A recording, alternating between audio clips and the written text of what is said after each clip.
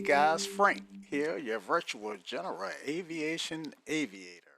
And today I am in the MU-2, the Marquise MU-2 by Mitsubishi.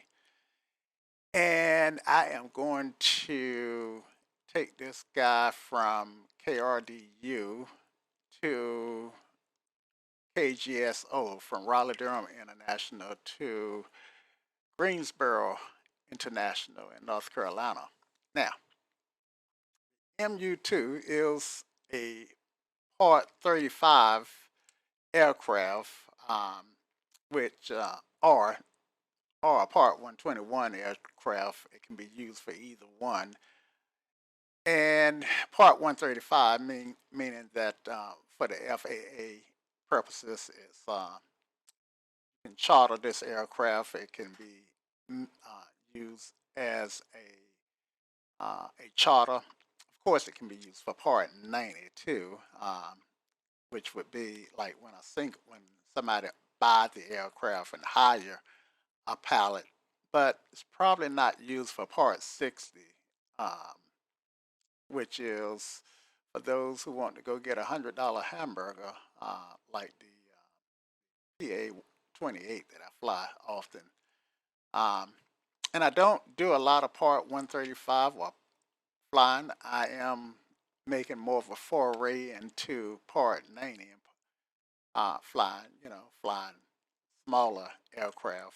But anyway, I digress. Let's talk about this aircraft now. This is a brand new aircraft, recently released. I've had it just long enough to take a couple of test flights in it, and to be honest with you, I didn't do very well. So even this flight is part of my learning experience. And I'm going to tell you right now that I'm going to spend most of the time on the ground going through the checklist. I'm actually going to spend more time going through the checklist than I will spend actually flying to my destination. I think the destination is about 60 nautical miles, somewhere thereabout. Okay, so just taking a look at the outside of the aircraft, and looks like to me it's been modeled. It's been modeled. I want to say reasonably well, but I'm gonna take the reasonably off and say it's been modeled well, even very well. Um, this aircraft is will be available in X-Plane 12. I believe, I'm pretty sure that I heard the author, the developer say that it'll be available in X-Plane 12 at no additional charge. Um, one thing that when I first saw this aircraft, I said, "Why is the headlights or the landing lights pointed out to the side there?" And it did not dawn on me that the lights actually have servos in it, and they actually come out and lock into place. Um, but they do. Uh, this aircraft come in a bunch of different variants, and let's go and take a look at the variants. So the one that I'm using is the five blade variant. Comes in the glass variant, and the glass is the G500. I do have the G500, but for whatever reason, I have not been able to get it to work. That's something that I got to check into. Um, so, so these three here, one, two, and three, are the five-bladed prop variants. This one says OME, and I don't think the OME have the GTN or the G530 Garmin GPS in it. Um, and these three variants here, one, two, three, are the four-bladed prop variant. I'm hoping, I know it can be real tough to see the little writing um, when have a 4K monitor, which is what I'm rocking. Okay,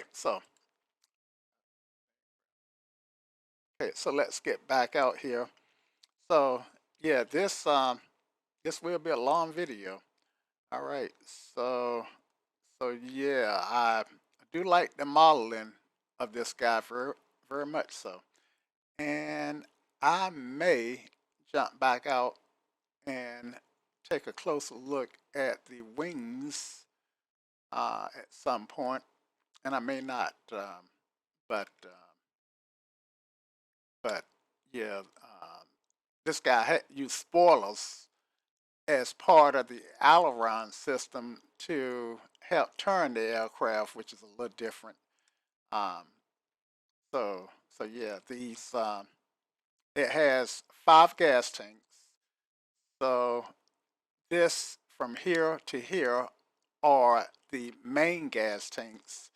This guy here and this guy here are the outboard gas tanks. And finally, it has tip tanks. So you see a gas cap here, a gas cap there, and a gas cap there on both sides to cover all 5 gas tanks. All right, so let's go ahead and get in the cockpit. Let's see. Now I know I can open the door from the outside. I'm not so sure I can open the door from the inside. Let's swing around and take a gander in the back of the aircraft here. So it has this seat here. I read in the manual what this seat is called. It does have a name, as do this board, as do this table. I think the names are French or something. So looks like this seat here can seat 2 passengers. Now I don't know that this seat is designed for takeoff and landing, so I'm thinking that I really think that these seats here, are for takeoff and landing because they have the belts in them. And once you're in cruise and the passengers are free to move about the cabin, then they can sit here. So looks like in this configuration, it's a 4-place aircraft, meaning that it can place up to 4 passengers. And I don't know whether it's rated for a single pilot or whether FAA requires 2 pilots for this aircraft. All right, so moving on to the back. Oh yeah, these tables are fully um, animated. Um, Pop them out. So if um, if the business people need to have meetings or do work in flight, then set their laptops up and so forth and so on. Looks like if they did, okay, they do have. I was going to say, looks they may need to make sure they got good batteries, but it does have USB ports, and I think those USB ports can power computers. Um, okay, so let's stick these back. Click spot. I don't think I had ever pulled them out before. Go. And yep, and then let's see. Of course, whoever's sitting here is right beside this engine, so I suspect that it's going to be a pretty noisy ride for a lot of the people, unless this aircraft is very well insulated for sound, which, to be honest with you, I just don't know. All right, so let's move forward here. And here at the very back, we do have a storage area, and we also have a commode. This this can be either lifted up or taken off. I'm not sure which way it works. I suspect that it lifts up, and a commode is revealed. And of all places, it's just in front of the door. Of course, if you're going to use the commode, you got to have privacy, right? So this door does close, and voila, you are free to do what you need to do. All right, so let's open that door, and let's open this door, and this is our way out. All right, so yep,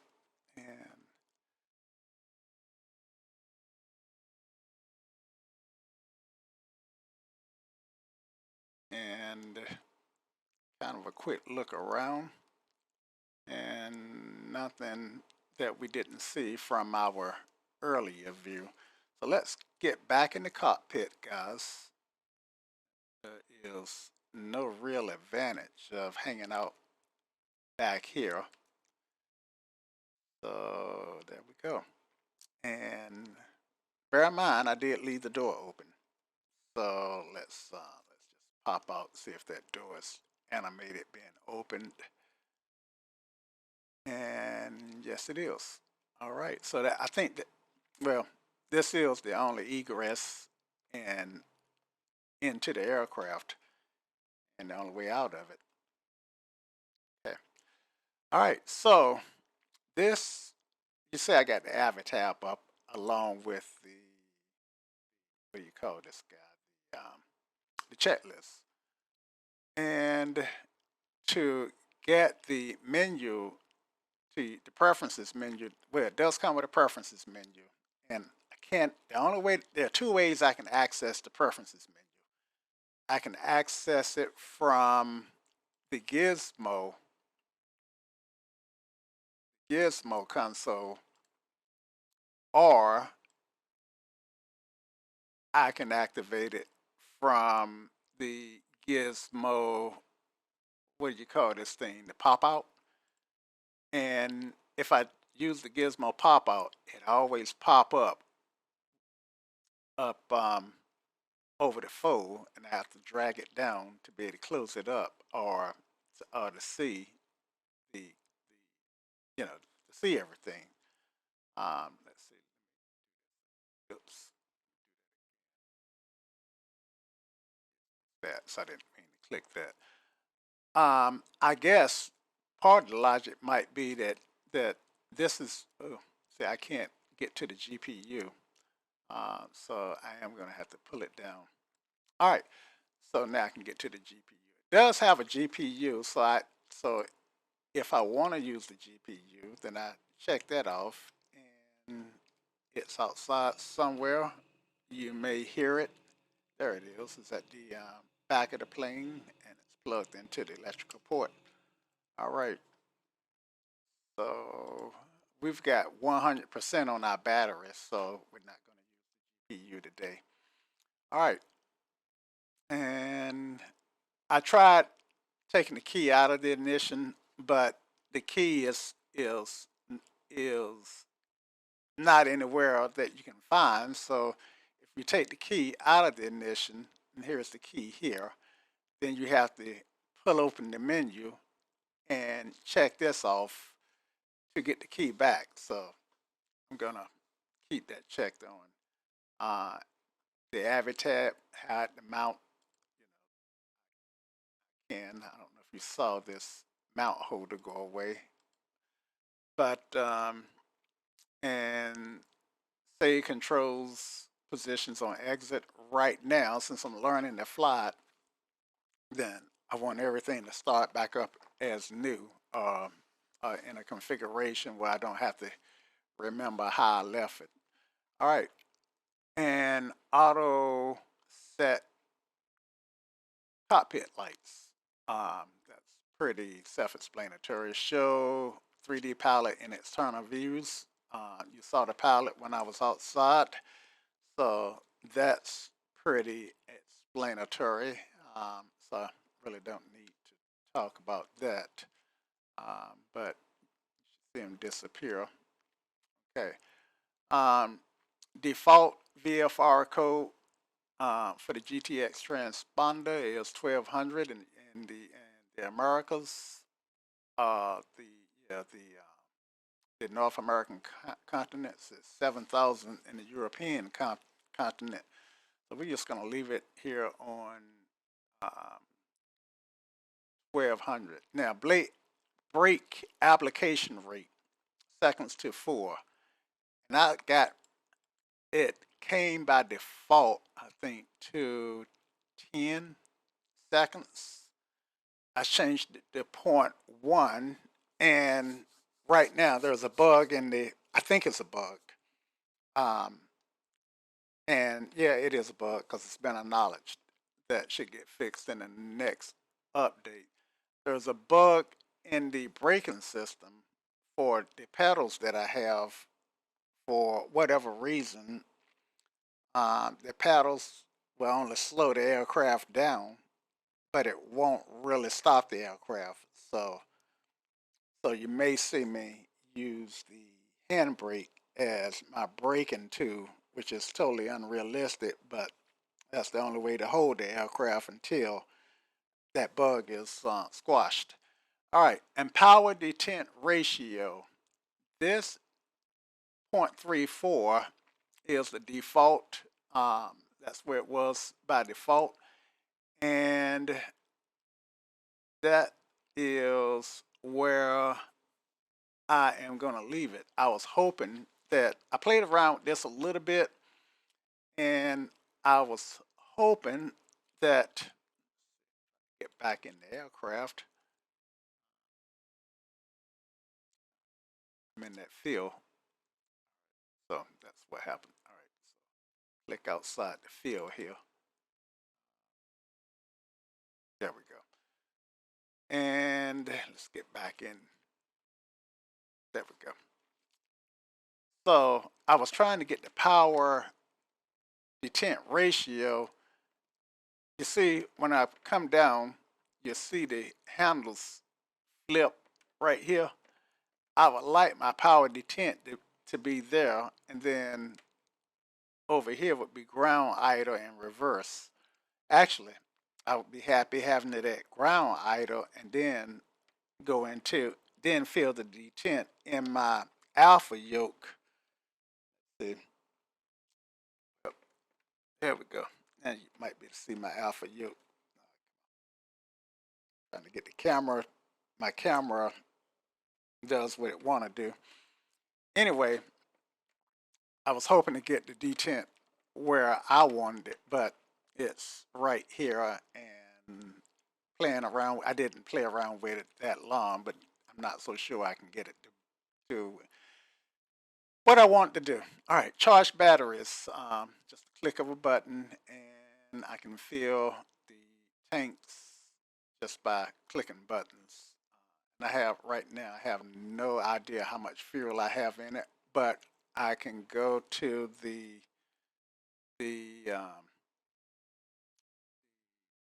customization and weight and balance. Yeah, I can go here to see how much gas or fuel I have in the tanks. So, so I'm just gonna see, do I have the balance fuel button? No, I don't see that. But anyway, um, right now I got 2 hours of fuel in normal flight cruise available, which is way more than I need to fly 60 nautical miles. All right, so there's the menu system. Let's go ahead and close that up. Now, one thing you notice that I didn't see was a way to close the door. So I am going to have to go back here and get that door and close it. do that right quickly. I don't have a key that I can get back here at a really quickly. So I have to do it manually. Right. But I do have a key to get me back up in the cockpit. All right. So let's get started here. All right. Now that was the overview. And now we'll start the aircraft pre-flight. I'm not going to go fully through the pre-flight because it will entail all the pre-flight stuff like doing the walk around, and pretty much no, we don't really need to do that. But I am going to do A, B, C, and D. I think maybe E, F, all the way up through G, maybe. All right, so let's see if I can zoom in on here so you can get a better look here. So gear handle, well, first of all, let me go back over here and pull this guy down and take off the engine intake covers, the pitot heat covers, the yoke lock, the nose wheel chock, and down with that. See, I can't pop that back in. I thought maybe I could pop it back in, but I'm going to have to pull it down, pop it in that way. Okay, gear handle is down, and control locks is remove and store. Parking brake is set. Key is in the switch. It wants us to turn it on. Let's get rid of the yoke here, and we're going to check the battery. Now what we're looking for is for these to remain at about 24, even when I isolate the battery, and we're going to keep an eye on our crew alert system. All right, so try to get this where we can see everything. There we go. All right, battery switch is on, which is this switch. All right, and F, left battery isolate switch. So we'll do the isolate, and both voltmeters must indicate 22 to 24 volts with no feeder out enunciated, and no feeder out enunciated would be illuminated. Okay, so I still got the voltage. The amperage went down, but I still got the voltage. We'll do the same with 2. Well, look at our cast here. All right, and nothing changed on the cast. Do the same with 2. Still got 24, and that looks good. Now so we just did both of those. Next page, and right battery. We're done that. That's just a caution. If we did get a cast, then we need to fix that. Okay. Main inverters come on, and that powers up some of my electrical devices. The servo, the gyros, looks like it powered those up. Pitch trim 0 and flaps 5. Okay, pitch trim is here, and it can be tough to see the pitch trim. So let me try to zoom in. So this is okay. So I want the red line here to line up with that bar. And that's 0 and flaps 5. Right. Flaps 5. Okay. And we are good there, guys. All right. And inverter switch can go off.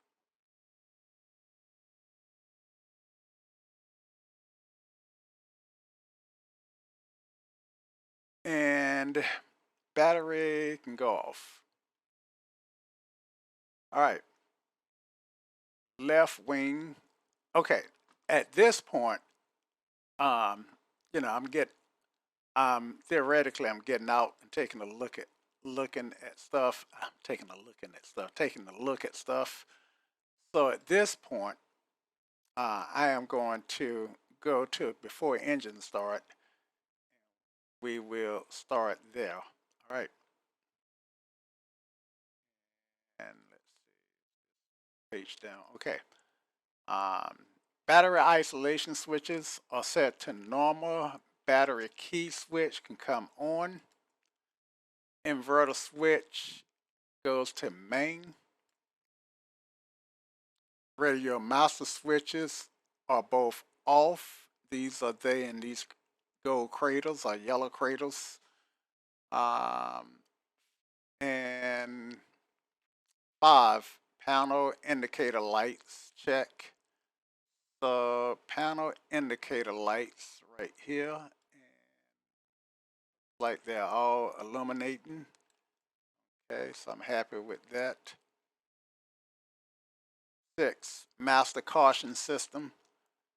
And I had a tough time figuring out how to fix that, but I think that's here. And that's how I test it. And, and then push to reset. Okay, that's working as expected. Fire warning lights, check. All right, so fire warnings, and I don't know if I ever figured that one out. Might be this.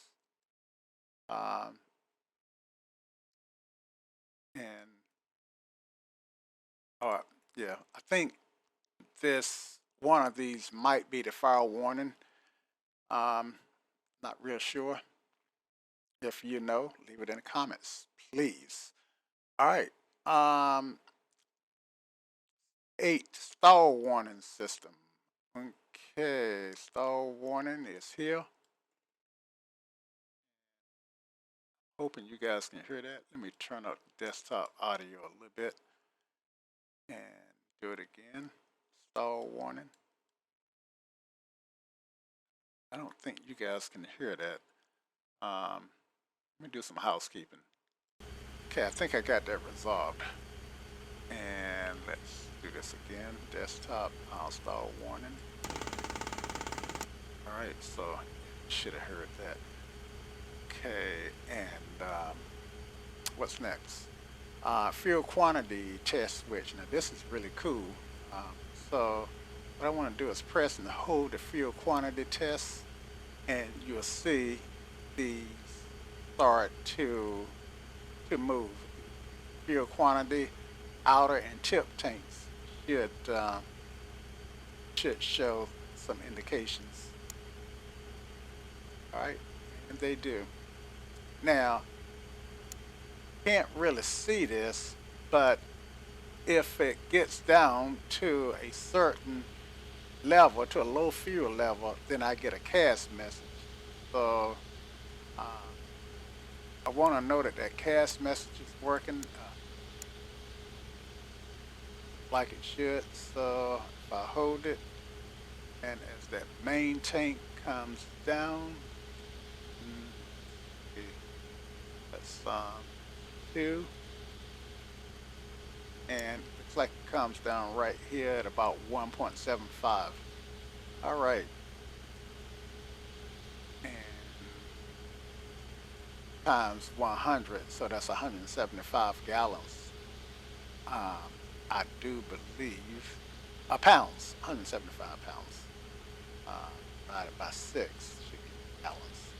All right, and let's see. So I thought that was pretty cool. All right, and check main auto and tender that they moved. Okay, we done that, and it's got this auto tank test, and it just give me some LED lights illumination. All right. Mm, fuel, fuel level, let's see, fuel level annunciator. Yeah, I think you just checked that. Oh yeah, yeah, that was where the tanks went down below 175 pounds. Okay. Um, and auto tank pump tests, we just did those. And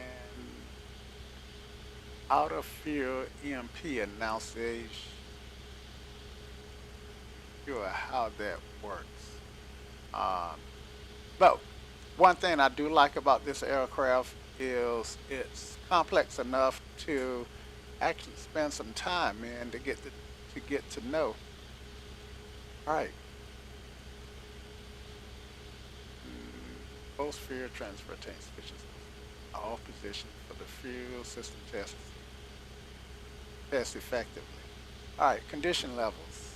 All right, so they are working, and right now I got them on taxi. Set at taxi. Power levers, free movement set between ground and flight idle. All right, they are free moving and ground and flight idle. So I got those set. Flight controls should be free and correct. And we do know they're free and clear. And we actually need to have a set of eyes outside to let us know they're correct. Um, but we are in a sim, so we could theoretically, you know, check it, and they are free and correct. And see the spoiler type system that I was mentioning before. So, so yeah. All right. Trim. Back out this. All right. Up again. All right. Now, trim controls set for takeoff. So this is set. We already checked the trim control for the pitch, and this is set at 0. So like we are set for takeoff. Power levers. No, rotating beacon. So and you can't see the word, but it says on. Maybe I should do it that way. Make it easier for you guys to be able to read it. So you just have to take my word. Okay, so my lights are up here. So I'm gonna turn my rotating beacon on, and FSB and NS. You guys know what that stands for? Okay, fasten seat belts and no smoking. Go figure. All right. And let's see. And what's next? All right. Rotate beacon. All right. Start an engine with feather valve and NTS check. Okay. So there are a couple of different ways to start this guy up. And give me a second here. I'm going to pull something up. Okay, so starting the engines, I am going to pull up the checklist so that you can really see it. And as I mentioned, there are a couple ways to start it. Start the engines with the feather valve and NTS check. Then let's see, vortex. Okay, so I don't see. I thought there were both ways. Start an engine with, and I guess I don't see the other way. So maybe it's only one way. I tell you, I'm learning too. All right, so let's just go through here. Well, everything is pretty much self-explanatory until you get to the part where it says, for me anyway until I got to the part where it says locks on the locks, which is a concept is that I'm still trying to grasp. Uh, but well, let's wait till we get there before we start talking about it. Okay. So okay, that's what I was starting without ES check. So I thought they had two different ways. Um, Somehow or another, I didn't see the first one. But let's go ahead and start it with the feather bow and NTS check. I think this is the more comprehensive. Actually, no, I've done it without the NTS check before, and it's no need of using your time to learn something new. So we'll do it this way. All right. Oh,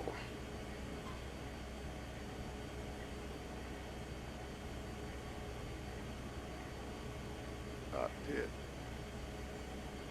So now we know we need to go up to to to get what we wanted. All right. Bring that in just a touch. Looking for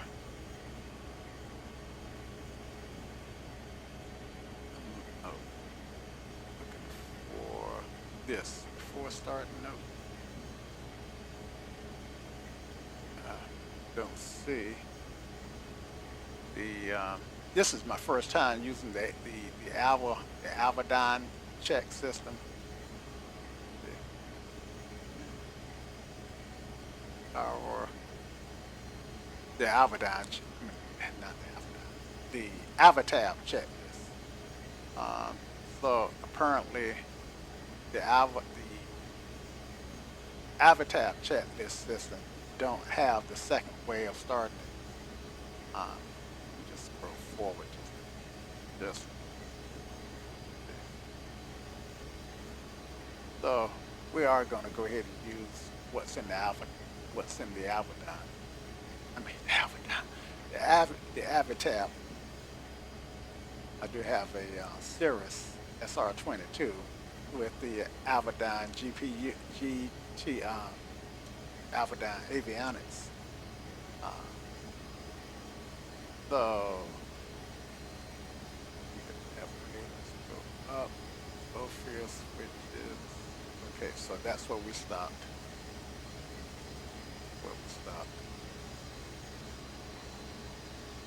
Next page. All right. So this is where we're gonna start. All right.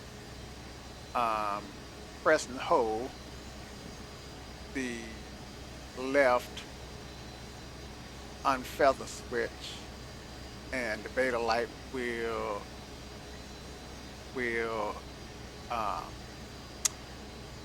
eliminate, move the condition level to emergency, and the beta light will go off.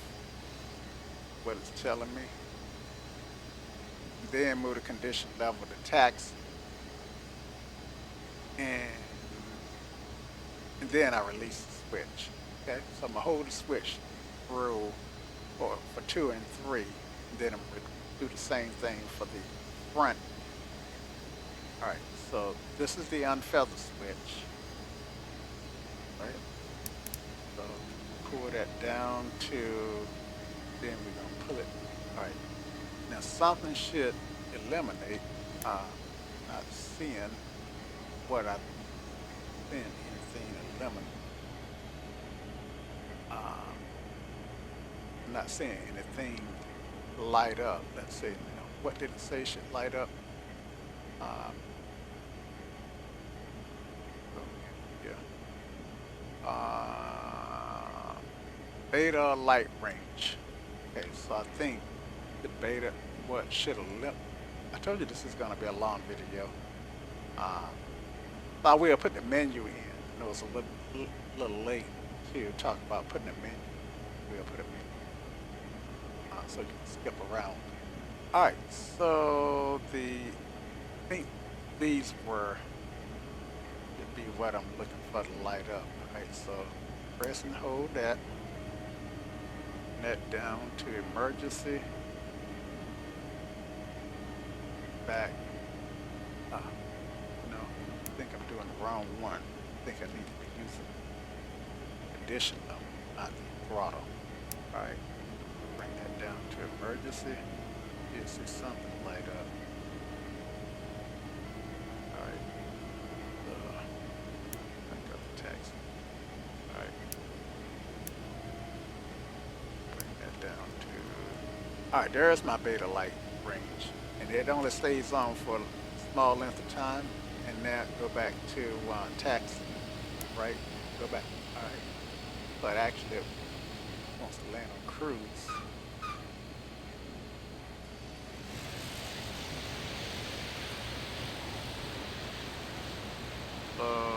Left on the other switch, press and hold. Okay.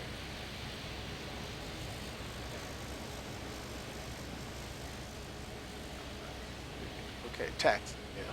So it needs to come back down to taxi. All right. So let's bring it back down to taxi. And that's that. Repeat. Same for the right. Sorry guys that I'm actually learning with you guys on board, but hey, maybe this will save you some time when you fly this aircraft. All right, press and hold this guy down to emergency. Looking for that light to appear. Right again. There it is. All right, light is off. Bring it back up to taxi and depress. How did this guy get down to emergency? So to the left again.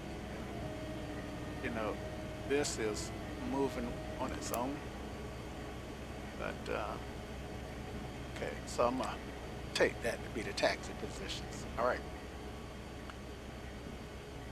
I'm going to bring it down just a tad. All right, so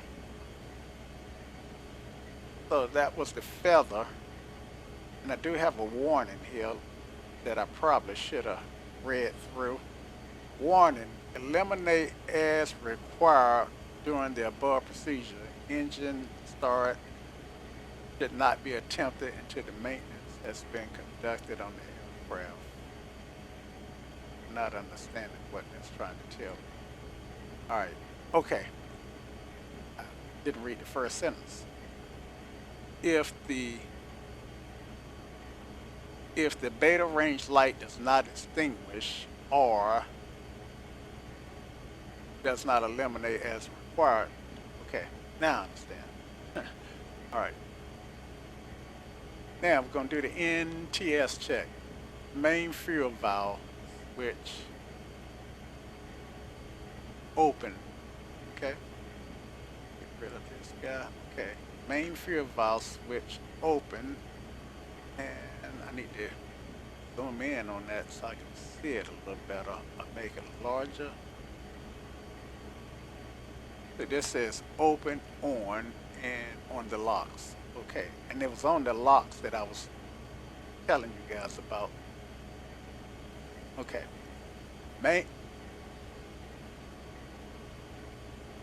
fuel valves open, right? And switches has an S on it, so that means both. All right, so they're open. SRL switch on. SRL switch can go on, which they were already on. All right, and then propellers on the locks. If the propellers is feathered, place the power lever in the reverse and hold the unfeathered switch until the blades reach the lock position. Now, I'm still having trouble figuring out when it's in the lock position because I don't think I have anything that say in front of me on the locks. All right, so So let me just take a look outside, and they look feathered or unfeathered. Let's see. Trying to see how much of a twist is in it. Hard to tell. But on the locks. Now, let's do this, guys. Let's bring this this checklist back up. And actually, not bring the checklist back up. Hold on, I'm gonna bring up the online documentation. Okay, so the online documentation is up, and the search for locks, prop locks, lever locks. Okay, prop locks. Let's go with prop locks. Okay, NTS stands for negative torque system, and that's where we were. That's what we were working on, right? Yep. Negative torques. Negative torque system. Okay. So let's see what it says. NTS system is a combination of hydraulic springs and valves whereby if the engine fails in flight, then in this condition, the windmilling propeller is driving the engine turbine rather than the other way around.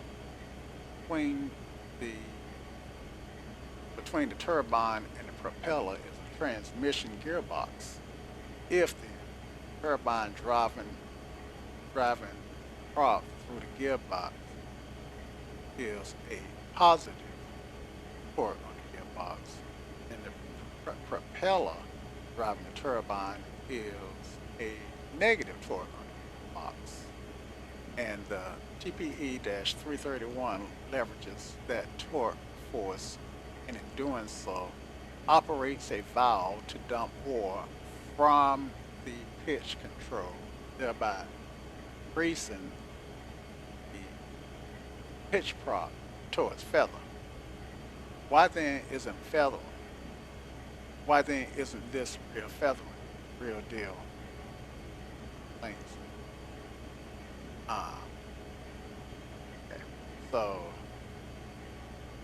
I'm gonna skip this, but wait, okay, so well, let's have to go through it. All right. TPE-331 procedure requires a negative sensor ground test under certain condition. As you read above, the NTS system generally comes into play during an engine failure when windmilling prop drives the turbine section, producing a negative torque on the torque sensing system. The system can be tested on the ground. Because when the engine is initially started, but before light off, the propeller is driving the turbine, sort of. Okay. Actually, the starter is driving the turbine, and the prop via the gearbox. In either case, the torque system picks this up as a negative torque. Certainly, the turbine, having not lit off yet, not driving anything. However, shortly after light off, the turbine pick up speed, and at some point, now that it's producing power, will begin to drive the prop, and the torque will reverse. Thinking this is a merry-go-round, start to spin, and then imagine it take off on its own and accelerate. Eventually, bars will hit the back negative side.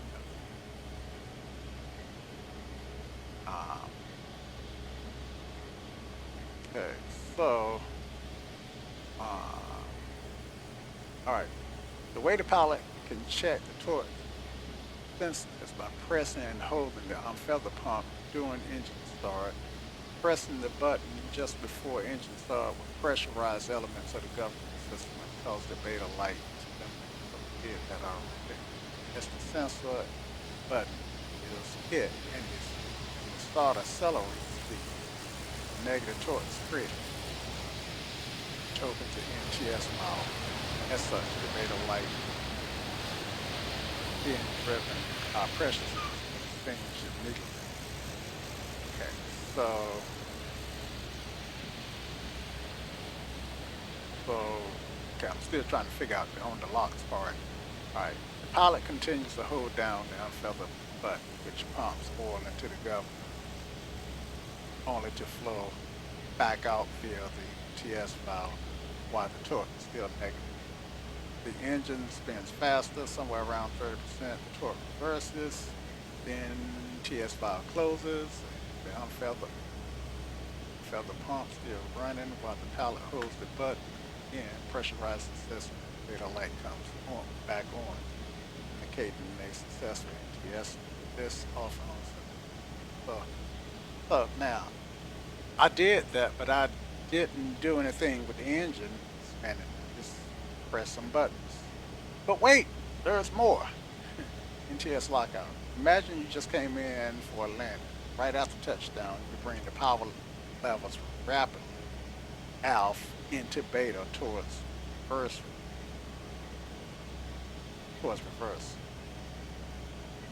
Now, also imagine those big propellers out there with all their momentum for a brief period.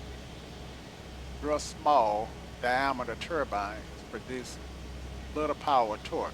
Those big spinning props, however, have a lot of energy, stored energy, like a big flywheel. And like a big flywheel, and this manifests itself briefly as negative torque with the props driving the turbines.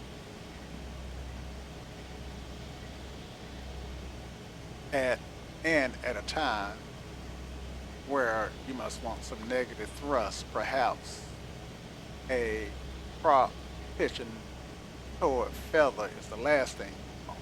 Well, for this reason, the NTS is locked out and the power levers are in beta. You can read about the beta below. Still got the dress on the locks.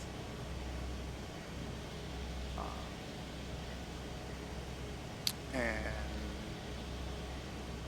I've spent enough of your time looking at this, but so still trying to figure out the on the lock thing, but I am just going to move forward for the time. All right, so we're back in the cockpit, and looks like I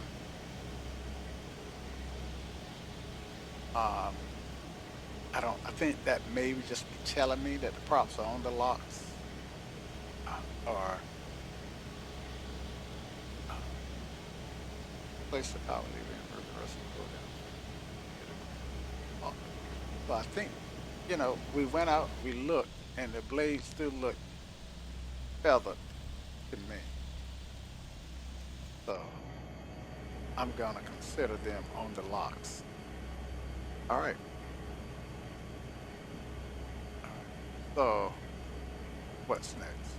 Power levers, forward of flight idle. Power. Okay. Forward of flight idle.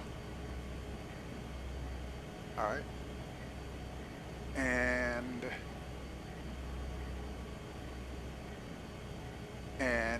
both run command switches for you. Both run crank stop switches.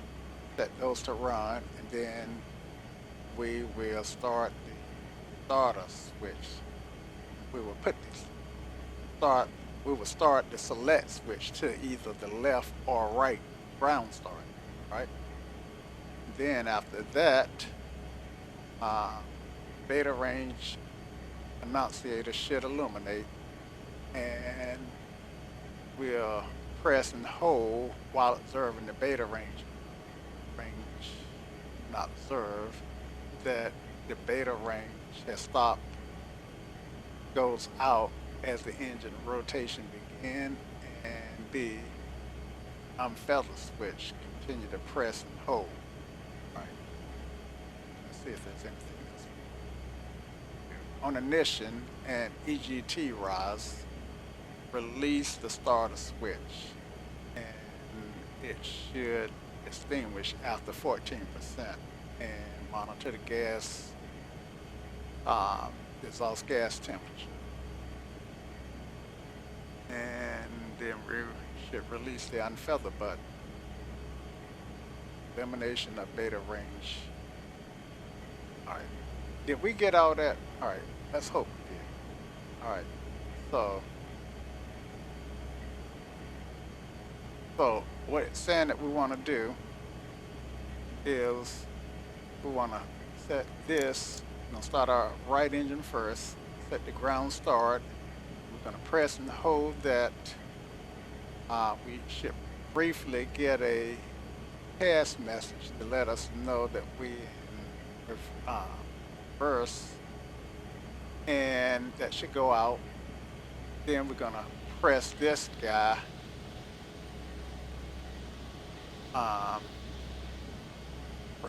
Continue to hold and press on feather switch, and this, and then we're going to watch the exhaust gas temperature go up to say 14. Let's see, extinguish above 14%.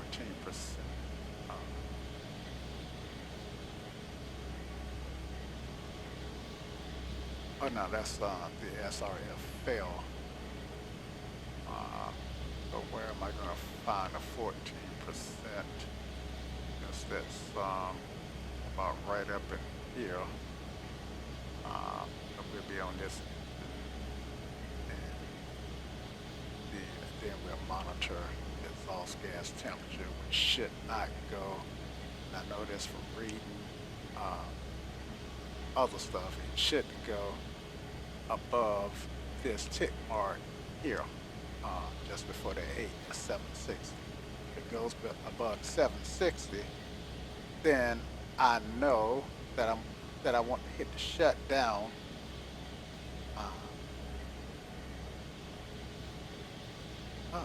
Start an engine without. Now, see, I was looking for that. It just didn't go. It's funny because on the Avedon, they reverse. But anyway, we've already done the NTS check. So let's see if we can get the engine started. Okay, got right. And let's see, I don't remember what it said as far as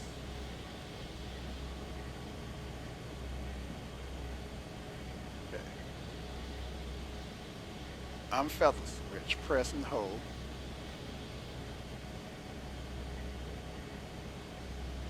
Well, I am going to bring up my other checklist, but it's going to be off screen, so you guys may not be able to see it. Okay.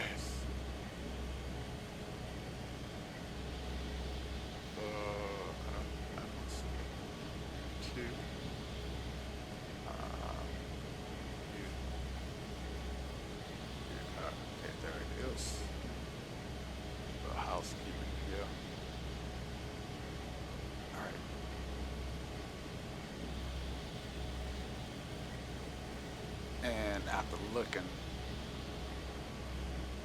it's not the thing that's not in reverse. I thought for some reason I reversed it in my mind. Anyway, let's see, so before starting, just give me a second, guys, to find my place. Start the engine with feather check.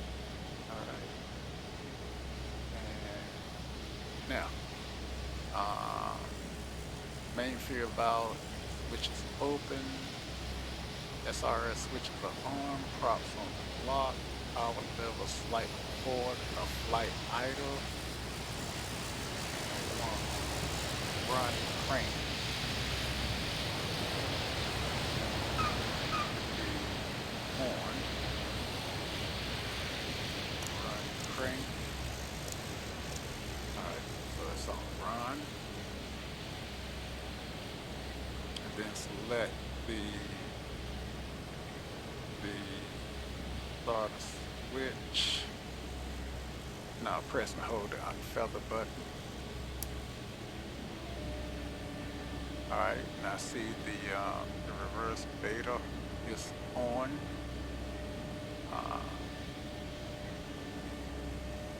Observe beta range, and now the beta range annunciator extinguished as engine begins rotation. Alright, so I didn't hit engine start. Alright, engine start, press and hold, observe beta range.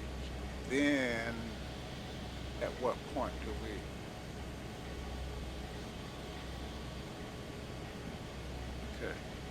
when we get up to 14, I'm at a loss as to how I am going to hit both of these at the same time.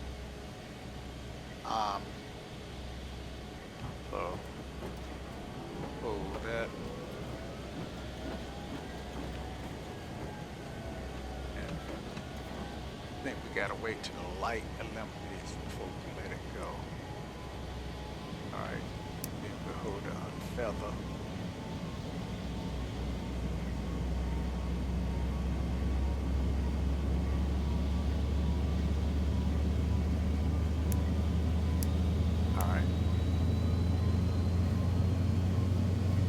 So we're in beta range.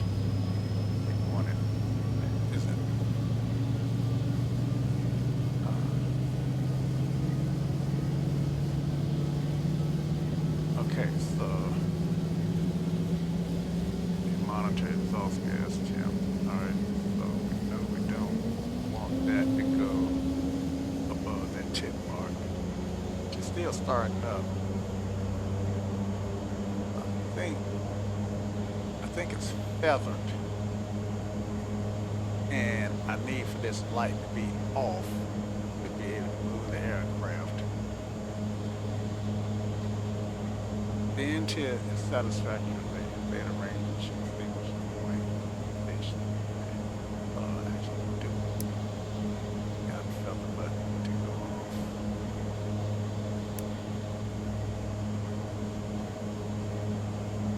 If the beta range announcer should not re-eliminate chance. I didn't do that right. But I do want to get the beta range light to go off. And I think I can do that by pulling this down into reverse. And then hit the feather. Ready? Here's that change. And I know it's not unfeathered because control.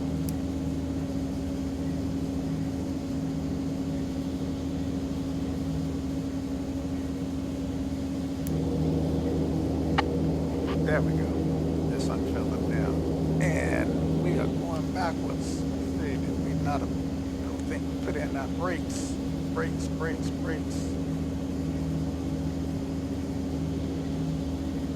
I can see them, grab them, lock them.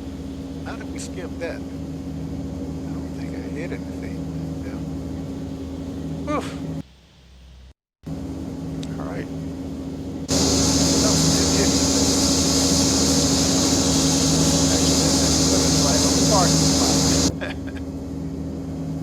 Nobody was back there, so nobody got ran over. The props didn't hit anybody, so we got lucky. Now beta range did re-illuminate. So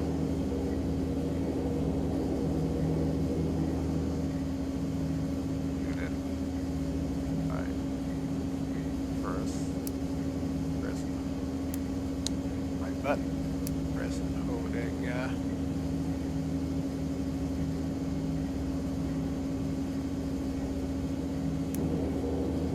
That didn't do anything. Okay, now we're out.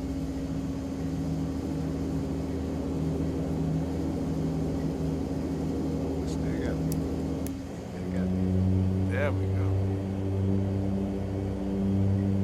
And like I said, the brakes don't hold.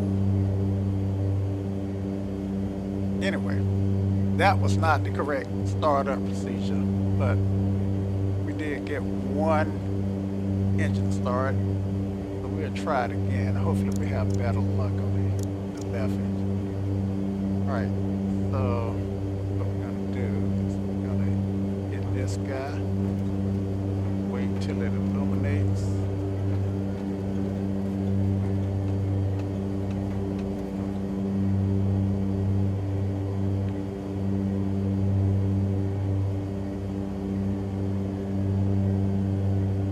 Now, never did illuminate. Make sure that we got this guy in the right position. Left, right, so it's only two positions. Let's do it again. I don't see anything happening. Oh, you know what? No, I did open both valves.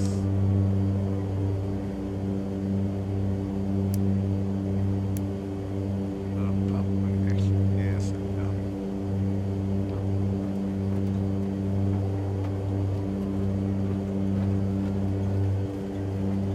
And I'm not seeing anything. Okay, maybe it was trying to start. So let's hold it. Maybe I have to hold it longer than I'm actually holding it.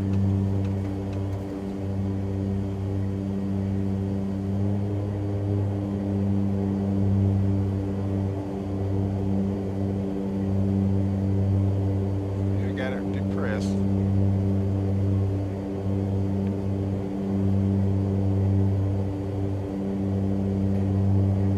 Feel the button. Let's see. Nothing is happening on my torque and all of that. Plus, I didn't get the light.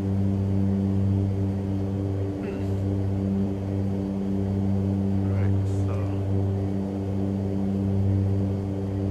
really should have gotten.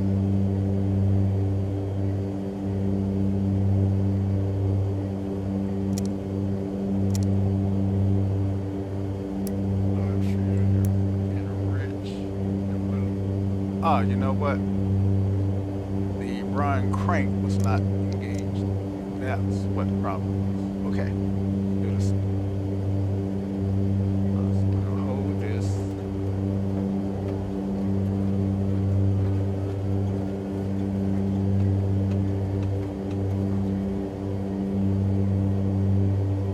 There we go. And she lit off. All right. Then we'll hold that and unfeather.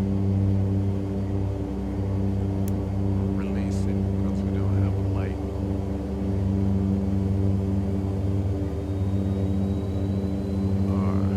Or maybe I'm doing this all out of sequence. But hold it again. When that light goes off, then I think I release.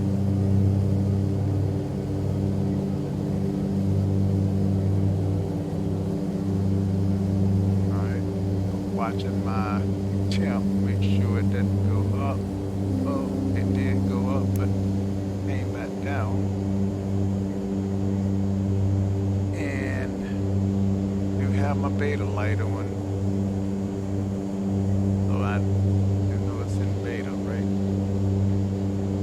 So I can move this up and nothing happens. So I bring that down to reverse. I hold it. And this is not right, but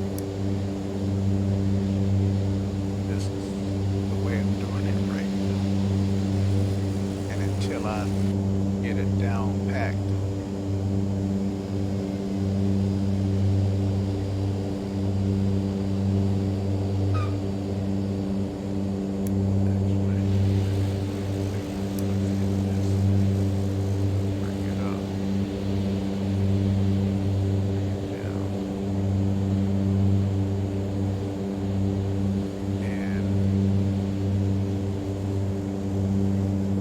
guys, I am poking in the dark, but I'm trying to distinguish this light here.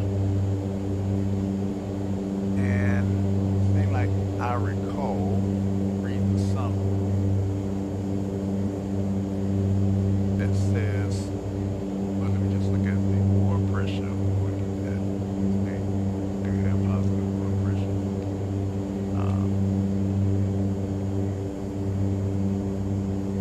That's the wrong button. That's the button that I would need.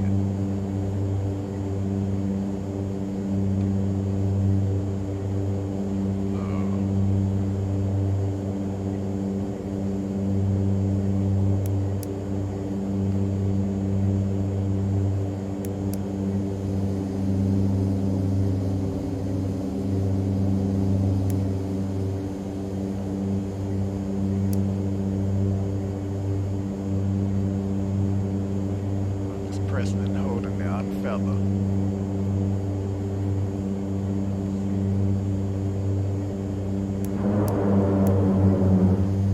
Heard something happen, but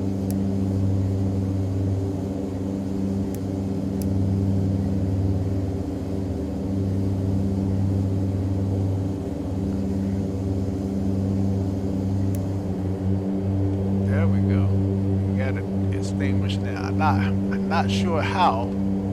And as I mentioned, the brakes don't really work with this aircraft. Bring that down to where the brakes do hold it. But if I were to bring it in,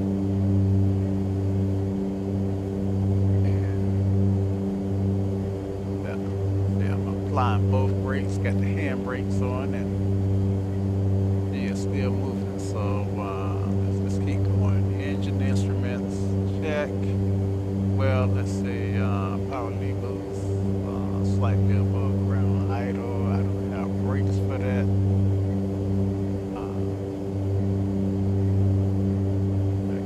This back button to stop it from rolling.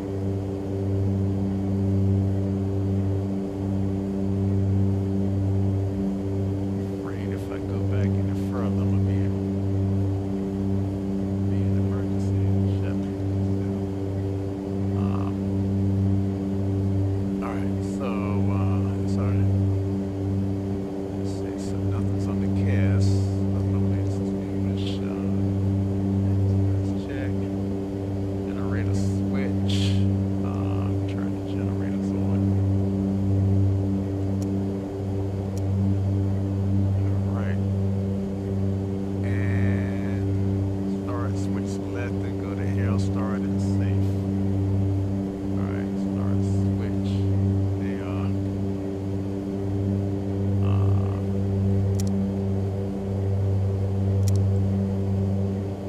Let's see. Air start and safe. Now I got off on, so that's I think off is air start and safe. That's what it looks like. All right. All right. So stop. Yeah, she's not rolling. Good deal. All right. And now, you guys, I was using the offline, um,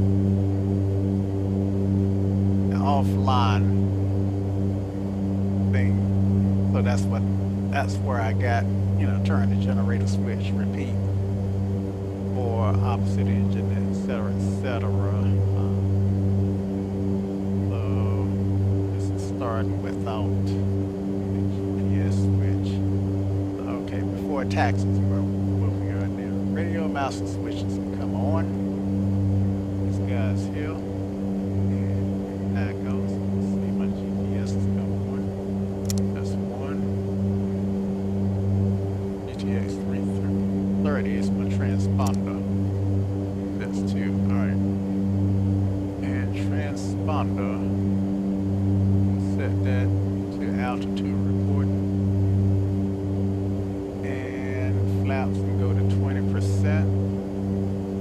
That for takeoff.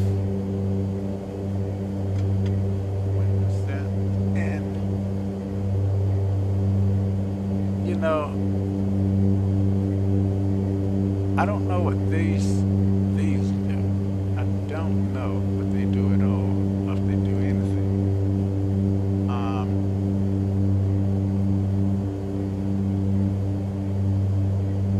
all right, so let's take a guess what she looks like. You know, I did not realize how sexy this thing is until I got in and actually saw it in real life. And I did think it was you know, I thought maybe it would put me in mind of the Cessna Caravan, um, or even the Kodiak. The high wing aircrafts. They look okay, but they don't have a sex appeal look to 'em. And in my opinion, this one does. Okay, so let's see. I'm not feeling my Ford taxi.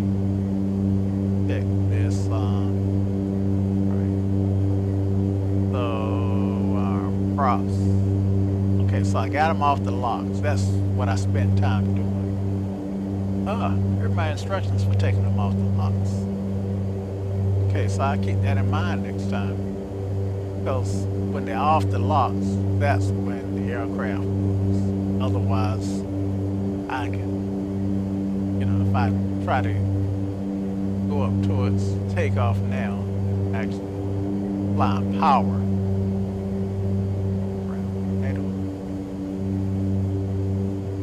All right, so we'll skip that. Landing lights come on. Well, that's before takeoff, right? Before taxi. Landing taxi lights as required.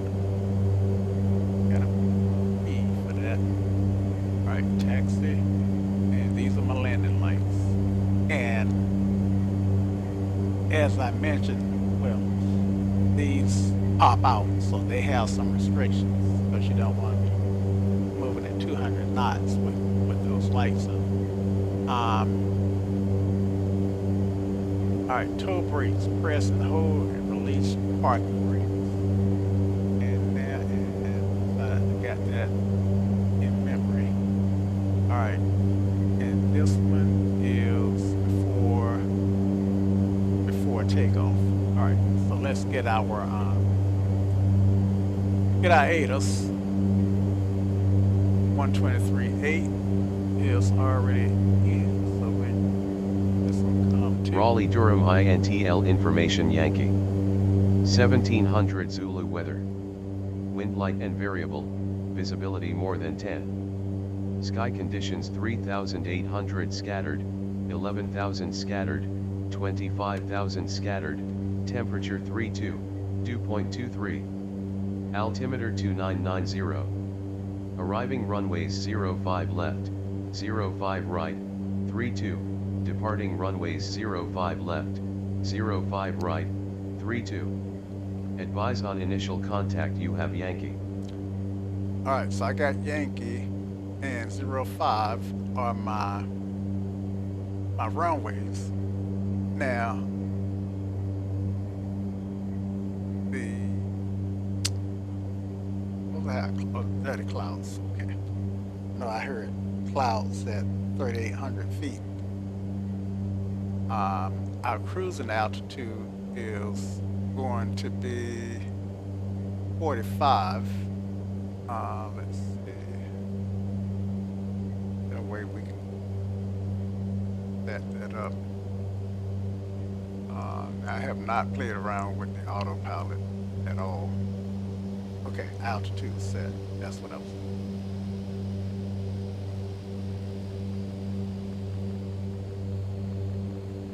Low, but fast enough.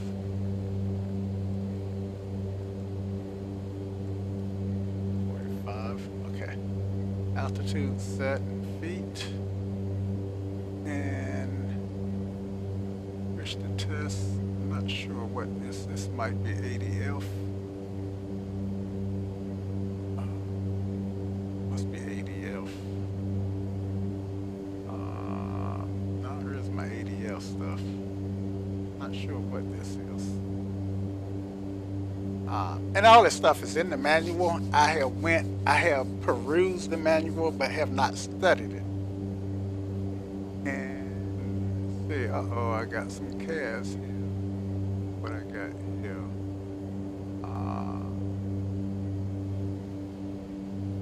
This sorry L stuff. Oh, that must need to be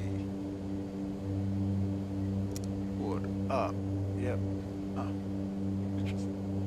Maybe before, let's see. Maybe it stays off during taxi. Comes. Let's see anything about SRL. Well, it did say SRL did say they'll start safe. Right now they're on. That's confusing. But my cast is extinguished, so I'm okay with that. All right, so let's go ahead and do our taxi. They say mash the brakes and release the brakes, and I don't expect these brakes to hold. Lo and behold, they're holding. Well, they're holding because I'm not generating enough torque to even move. And then zoom out.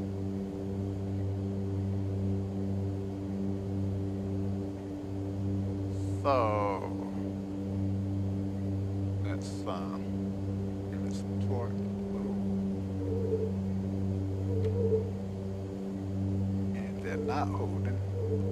So and I tell you, my memory is terrible because I think winds were light and variable and we're using 5. So we're gonna tax it to 5 right. And I'm gonna get the 5 right.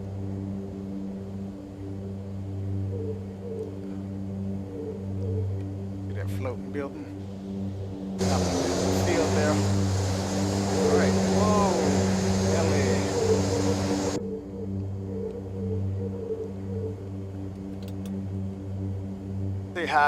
See how my brakes won't hold. Oh, set my brakes in, depress them, and they just would not hold. So let me go down to reverse.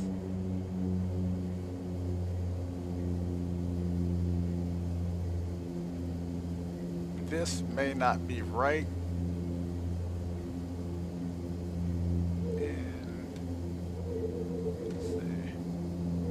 Why am I not seeing how to get?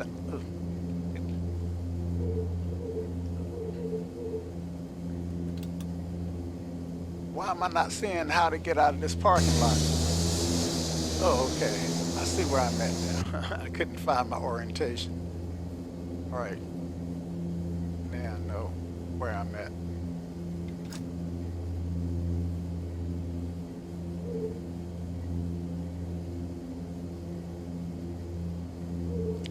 So it's like they grab and let go. They grab and let go.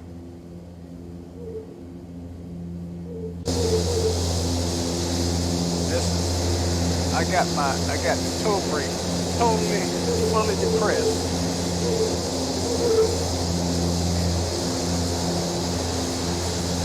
What's happening?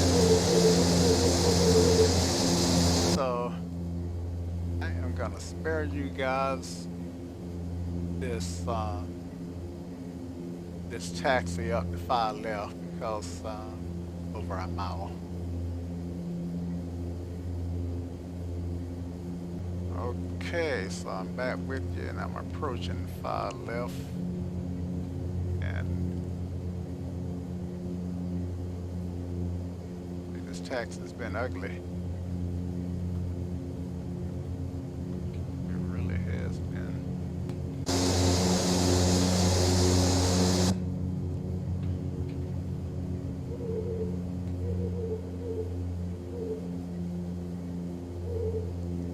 My footwork down here. And one thing I had never noticed is seeing the ground speed in the GPS in the 530. Um, and this is particularly useful on taxi. Now, what I'm this one says distance. Grounds. What I'm what's confusing is I got two different ground speeds on the two different GPSs. But hey, it is what it is. All right, so let's go ahead, get up to the whole short bar and set the brake. Only way we keep from crossing it.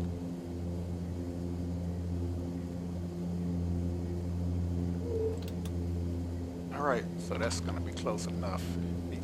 Feet, feet are off the brakes. All right.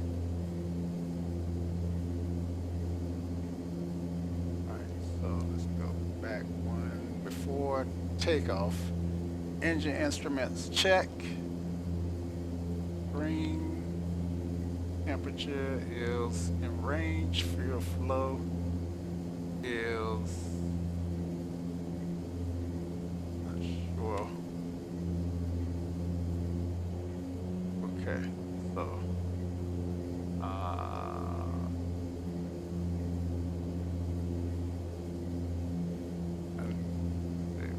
we got roughly 200 pounds per hour of fuel flow here sitting here at idle. That sounds like a lot, but she goes all the way up to 500 pounds per hour, so just under 6 gallons per hour. No, 550, 60 pounds per gallon. I mean, 60 gallons per hour. All right. Let's see. Where are we? Before taxi, power flaps. No. Or takeoff. All right. Flight instruments check. Now comes transponder. All right, transponder. I do know we set that to altitude reporting. This is IFR. Cruise is out is 4,500. That comma for change the ground frequency for RDU. Set the caution here. And next page. Anti-ice as required. No anti-ice needed, so we can leave that off. Cabin altitude, pressure.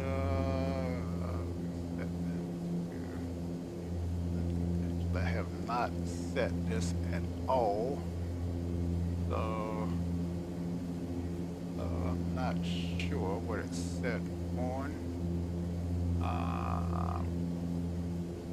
All right, so my outer ring is altitude, and my inner ring is altitude max difference. Okay, but let's see one ring. All right, so that's 1,000. So I'm thinking I gotta go higher. Okay, well, yeah, we got this ring here. So trying to do is get this up to 4,500 plus 500. Right. So, yeah. And we'll climb somewhere at about 700.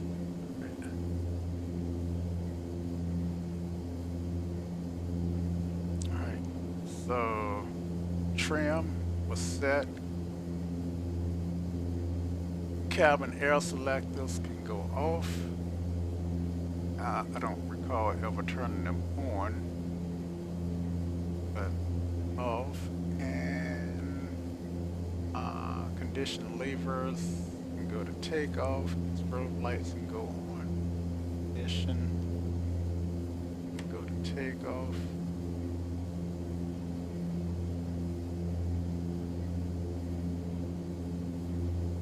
lights can come on. And don't need now. And tech. These lights can come on. And speaking of these lights, see how they have popped out, popping out.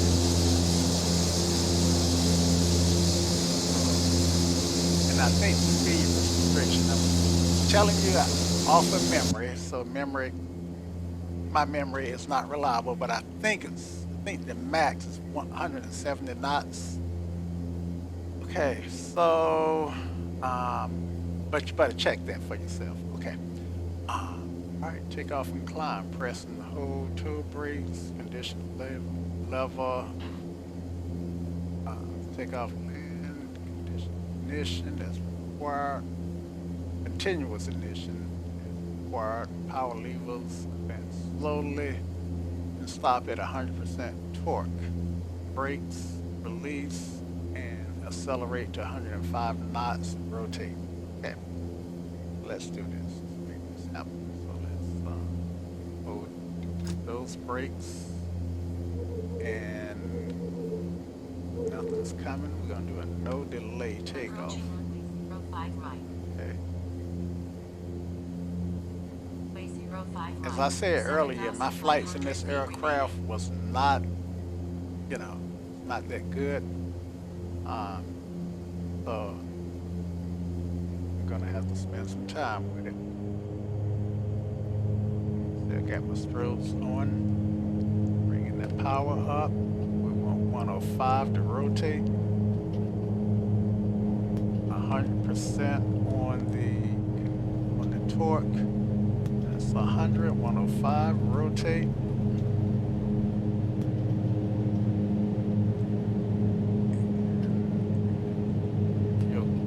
So you can see what I'm doing. Right rudder there. I mean, yeah, I'm trying to hold this guy over the runway. Actually, a bunch of left rudder.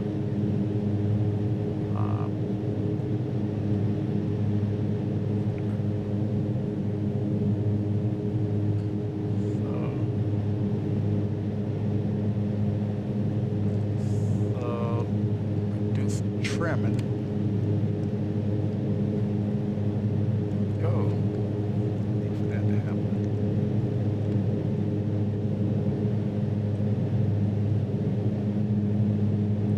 All right, let's bring the gear up.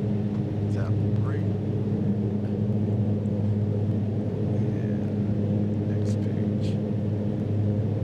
Airspeed 120.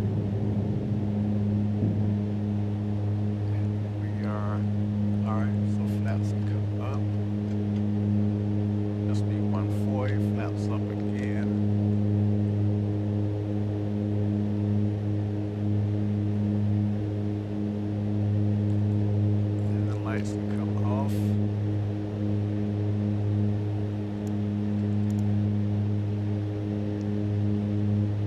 140 on my airspeed, flaps up.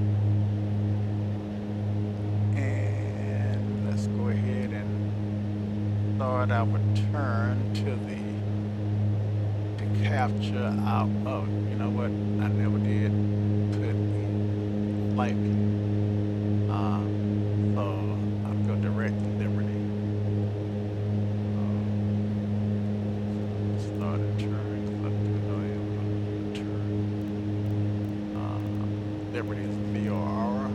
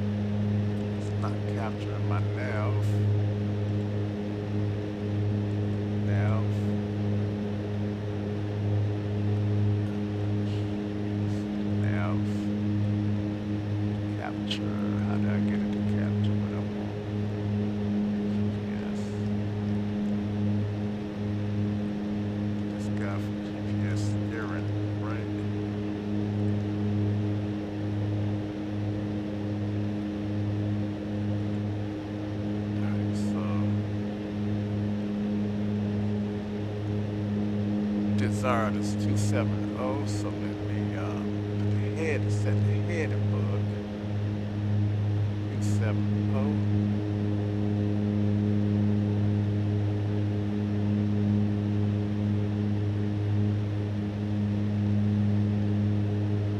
To the west.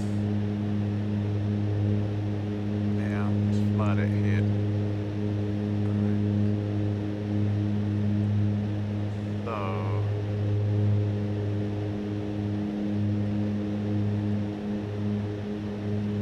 and alt select is armed. Now the question is, will it capture the 4500 for me? Is it gonna fly straight through it? Don't know. All right, look at my speed. So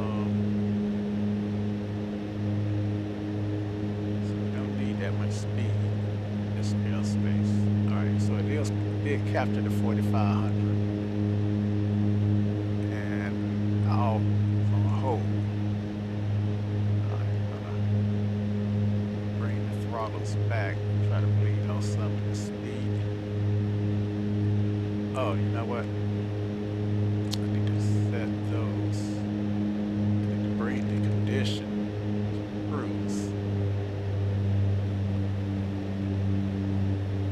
All right, heard the pitch change. Might be a little loud for you guys. Just get some headphones. Close that back up. All right, I don't know how much of what I said you guys were able to hear, um, but hopefully the sound of the engines wasn't drowning out too much of what I was saying. All right, so again, don't know what these do. All right, and my flaps are full up, gears up, flaps retract fully, landing lights are off, cabin air can go on.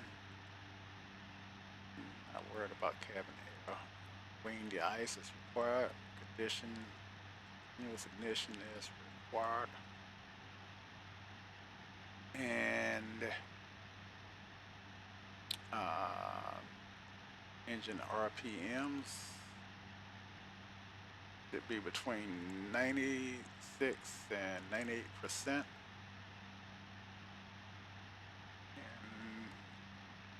RPMs is what I'm looking for. Yep, that look good. And EGT maximum is 650 EGT. Exhaust gas temperature is at 5, so it's pretty cool at the moment. Core temperature is okay. Torque has a max setting of 100%. We're gonna go up to, what is that? We do about 90% on the torque. All right, and we will sync our props. All right, and we hit the, now, we never did get our navigation to work. So GPS steering, and let's turn nav on. Come on, nav. Engage. All right, nav is not engaging. Shucks. So back to heading. Um,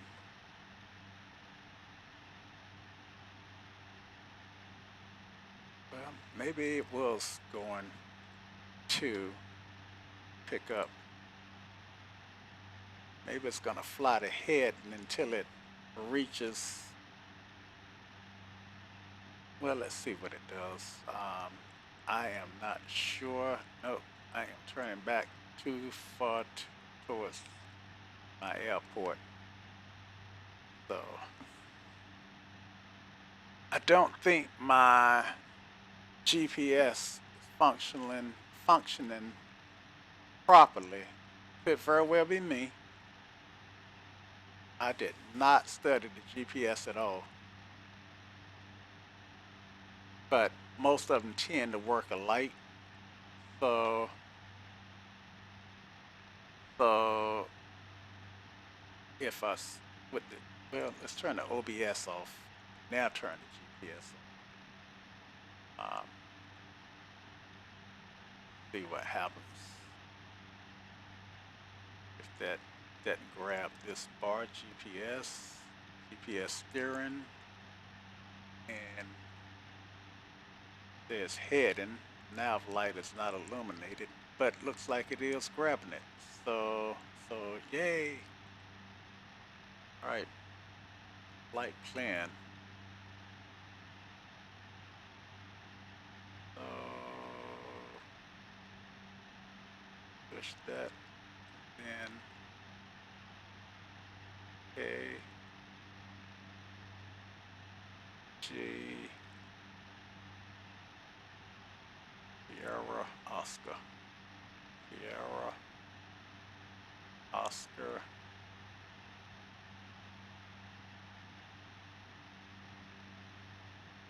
All right, so 28 nautical miles to, let's see, now that feel like I'm doing too much turning. Nope, guess I am not. All right, so let's get rid of this guy. Oh, rid of this guy for a minute.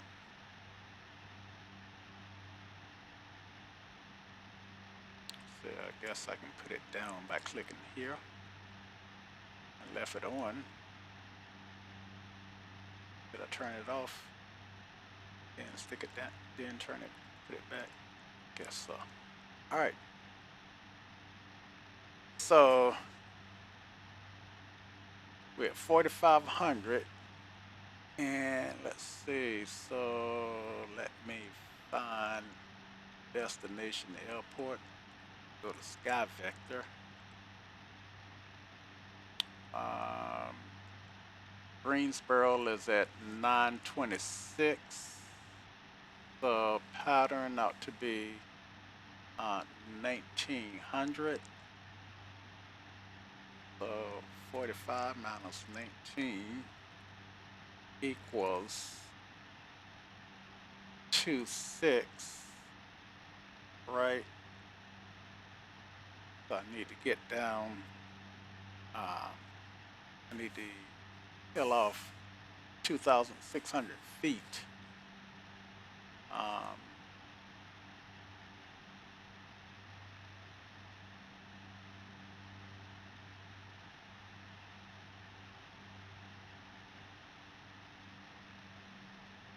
so I'm trying to figure out when to start my top descent. Um, 2,600 feet divided by 3. Was it? Let's see, guys. I am gonna have to figure this out. So just bear with me.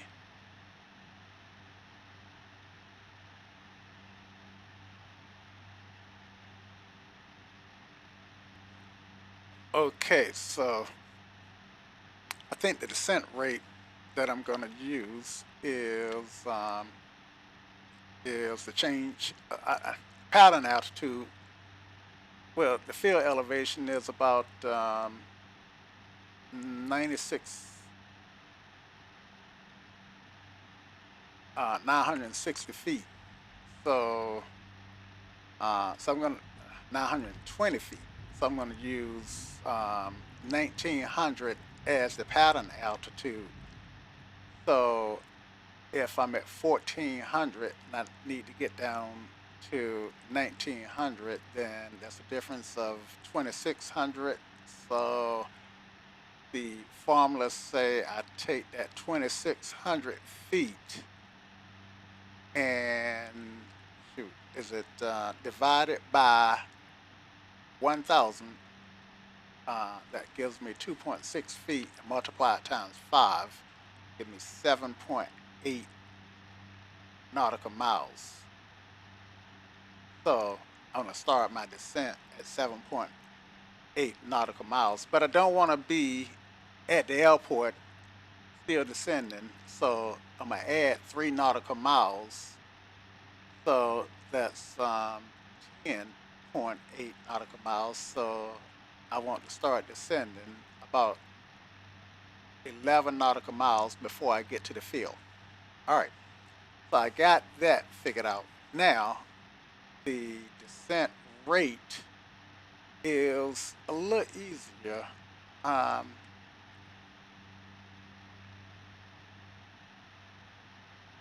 Way too fast here.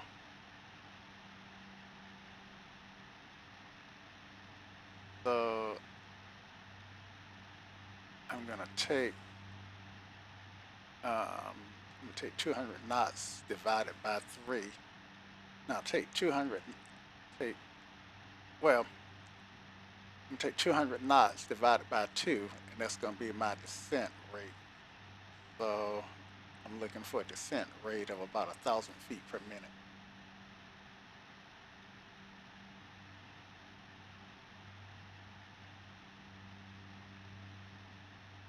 I'm still pretty fast. Don't want to go into reverse.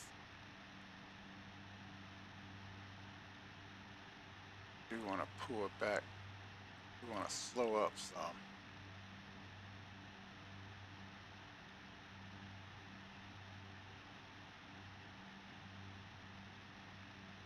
So, so what I'm looking at is my L speed. Still holding my 45. Um, the Rather than nav, I guess this light here kind of replaces my nav light. So I should keep that in mind. Now, what is this standby? Okay, standby must be for this, the, well, all right, so I need to study the GPS for this aircraft. All right, so how far am I from Liberty? I am, I'm at Liberty now, making that turn. I'm making that turn. And I need to hit flight plan to see my distance.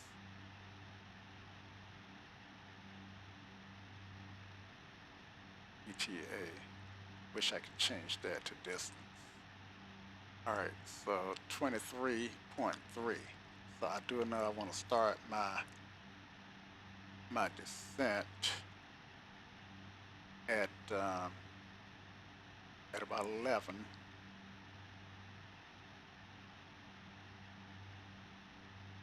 I want this to say 11. All right, so I got 10 nautical miles before I start my descent. I'm getting down to my 200 knots, which is what I'm basing my descent calculation on. Pretty fast aircraft. Might be might be a little bit overpowered. Prop sync, so let's turn the prop sync off and landing lights. 128.55. Okay, 128.55. Thank you for flight. Um, Datus 55 128. Flip that in. Get rid of that. Go to COM2. Piedmont Triad INTL Information Zulu. 1800 Zulu weather. Wind calm, COM. visibility more than 10. Sky clear, temperature 13, dew point -15. Altimeter 2992. Arriving runway 32, departing runway 32. Advise on initial contact you have Zulu. 992, got Zulu. And that off. Actually, turn com 1 off on. Alright, so since I'm unfamiliar with this airport and I don't have any obstacles to be concerned about, I'm gonna start my descent at 14 just to give myself some breathing room. So get rid of that.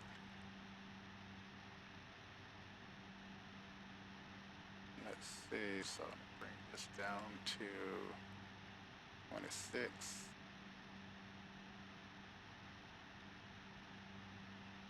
All right, and vertical speed is on. Bring vertical speed down to 1,000 feet.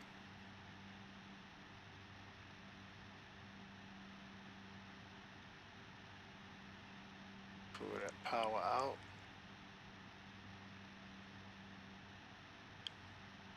And runway 32. And I was smart. I'd have pulled at the chart for 32 to get to try and do an ILS. I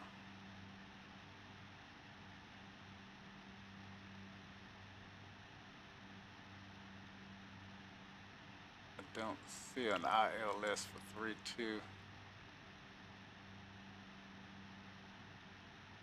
So 32 is similar, closer to 5. And we'll do 5 left. All right. And ILS is 109.55. 955. So flip that in.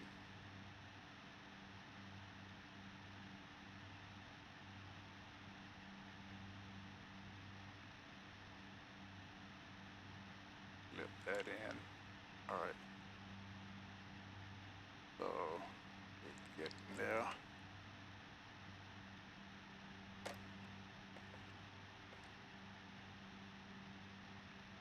And not sure what this is.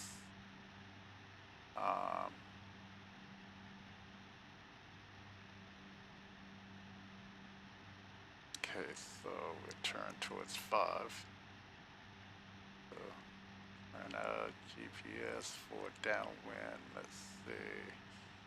I use change the heading book. Change the heading book. There we go. And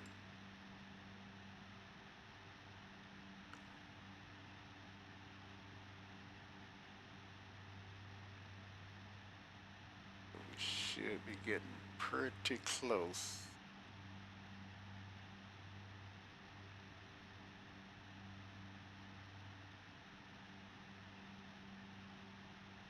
There's a 5 is down here. Doggone it. Swing back the other way. Shucks. Yeah, I'm trying to come in on the wrong way.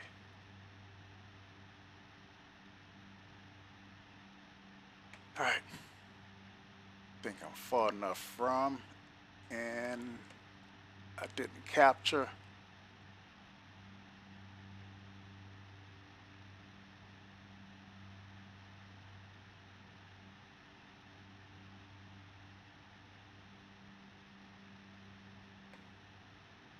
And trim.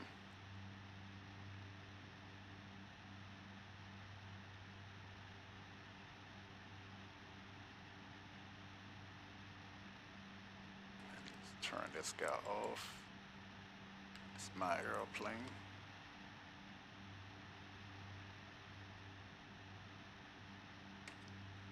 Trim it.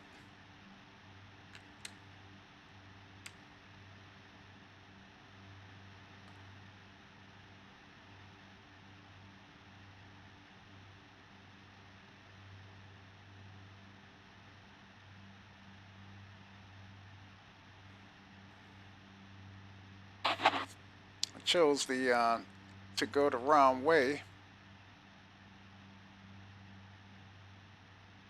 so that screwed me up a little. All right, I'm gonna get slow enough to turn on my landing lights. So I need to be at 26. That's my pattern altitude.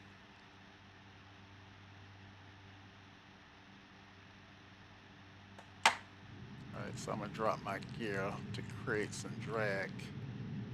This helps slow me down.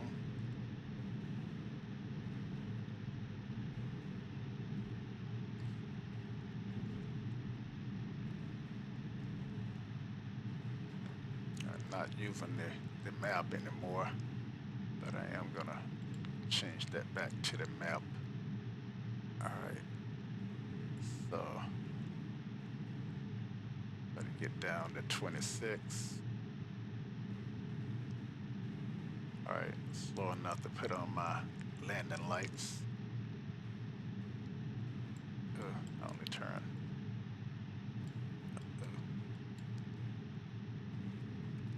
See what happened there. I thought I had turned both of them off and only had turned one of them off. So I'm climbing again. All right, so I'm gonna go ahead and start this turn back to 5. So I can get lined up. I am flying. Let's see.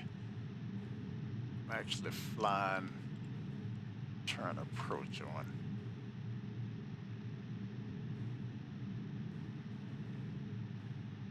Try to get established here.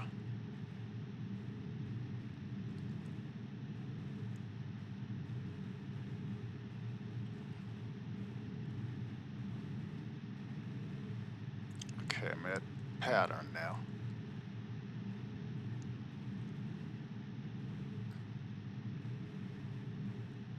And set this guy back up to 5.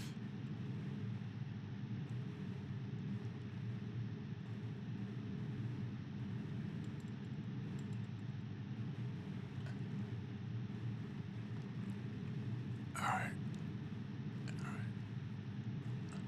5 left. That's what I wanted.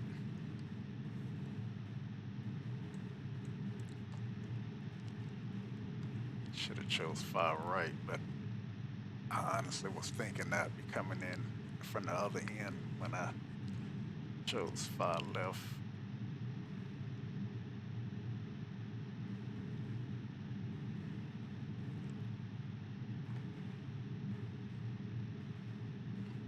All right.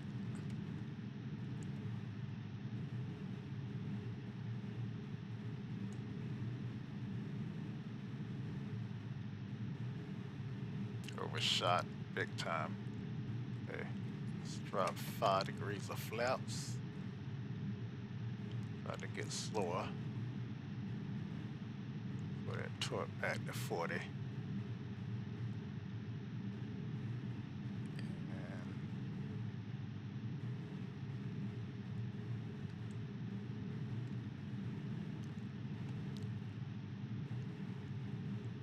all right, let's do a quick peek outside. Landing gears down.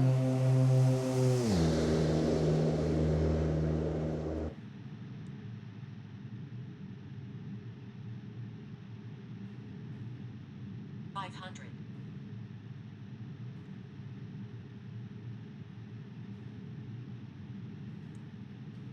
1 mile final runway 05 left. 150.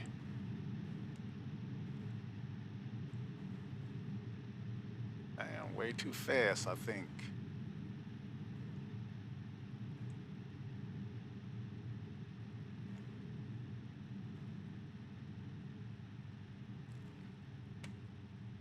Flaps.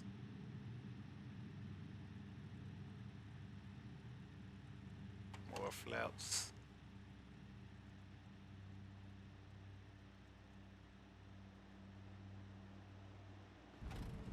Acceptable. alignment braking, along with rudder braking, toe braking.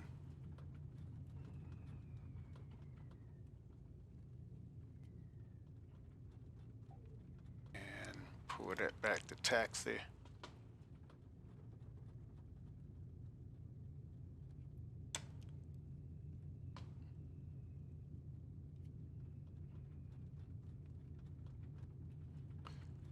And we are at our destination airport. Ladies and gentlemen, welcome to Greensboro, North Carolina.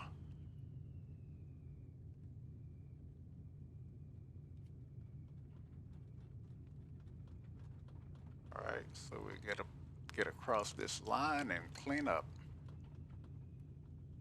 We are going to go to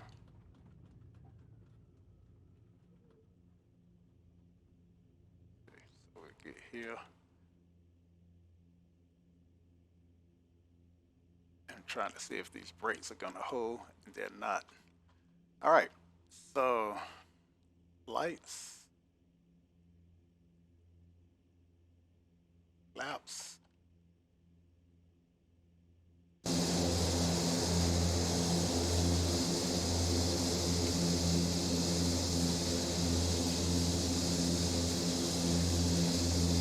Lights should be retracted. Let's see. Why are they not retracting? Maybe, let's see. On, off, on.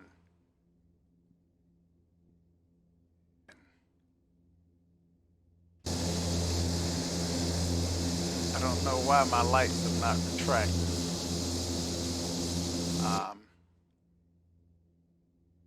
That's okay. Got 3 positions. Did not realize I had 3 positions, so that's on. Light should be on now. Okay. And then do that. And then let's see, cockpit. Then that should be lights off. Lights off.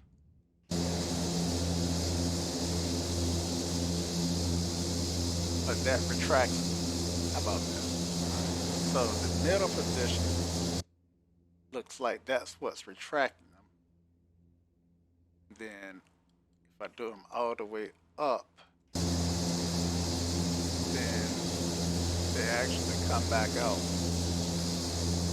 So it's that middle position is what I want. All right. So that retracts them. All right. So now they're off and retracted. All right. So that's lights, flaps all the way up and indicated. And transponder is can stay at altitude reporting, and condition is FLT transponder. That's 2 T's, transponder and trim. So we set our trim back. I can't really see the trim. All right, so yeah, that's on 0, and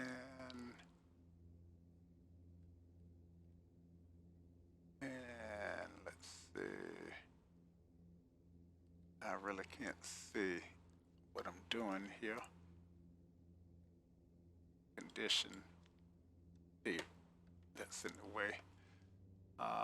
Let's see, try to get this trimmed back to where it's supposed to be.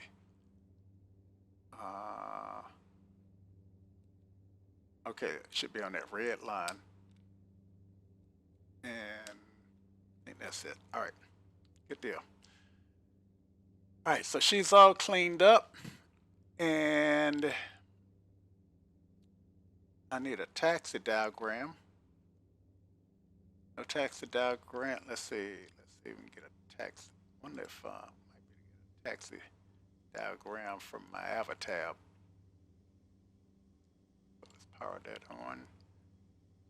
This guy and airports and AGSO search.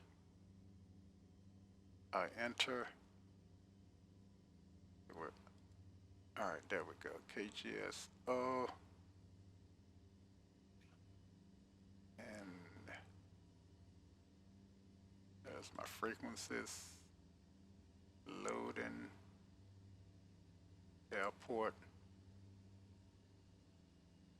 and airport information, low vis taxi charts, arrivals. Try this. Yeah, that works. All right. So we are going here, and the aircraft is there. So yeah. So we want okay.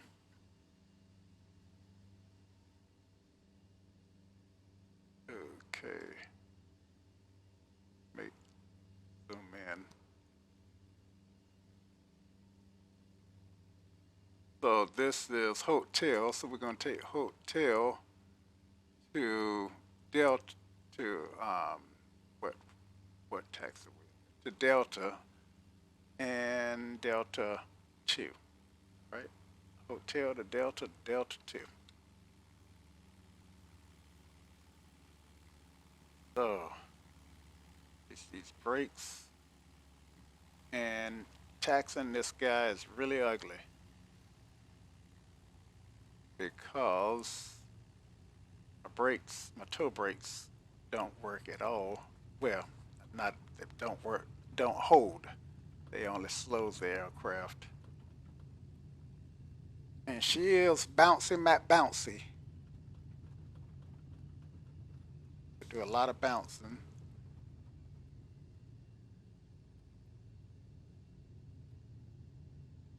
So the GPS shows me the ground speed, so you can see that I can get up to I'm already at 40 knots before I went down on those brakes, and I am in taxi. Hold, pull this condition level back a little bit more, and keep my eye on the AvaTab so I don't miss my turnoff. And I am in reverse, so um, ain't a whole lot I can do to slow things down that I can tell. But I am looking forward to the next. Okay, Delta is coming up. I am looking forward to the next update. The first update. This aircraft fresh out the gate, and hopefully um, the developer will address a lot of these things that need to be addressed. Um, TOGO, TOGA, TOGA, TOGA, Delta 1, up on our left is what we want.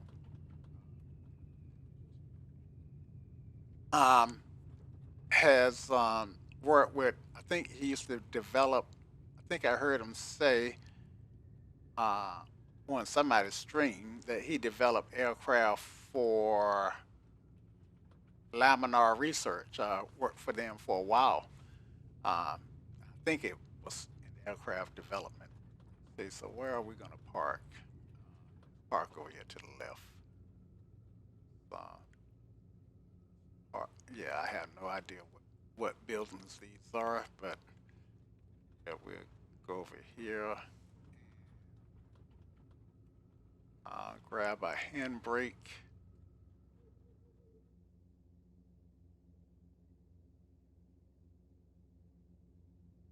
and right here.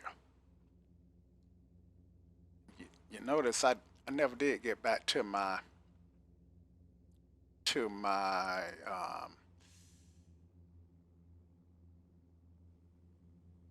checklist on that descent or approach, or but I was simply too task saturated to look at my to look at my checklist.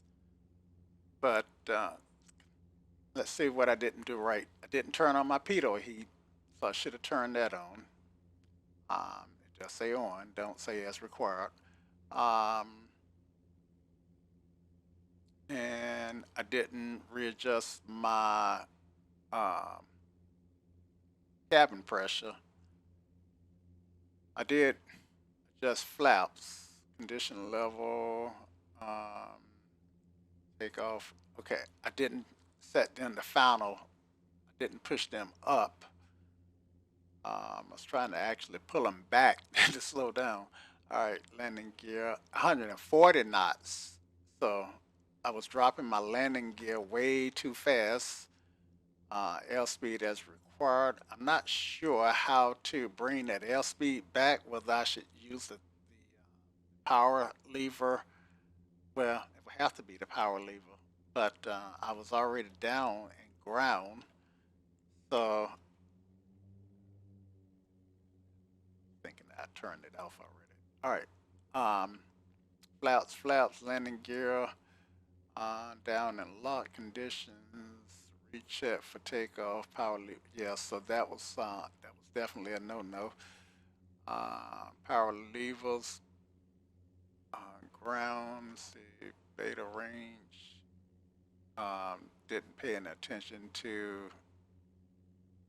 Okay, well, it looked like at some point before I landed, I should have went to reverse or uh, pull back enough to display beta. Um, and I'm not even sure how to get it to display beta. Let me go ahead and I can feather these.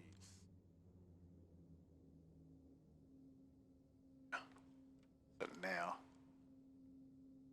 that I got them feathered, that they are better. Okay, taxi conditions and the ice flaps up. So I did do the cleanup.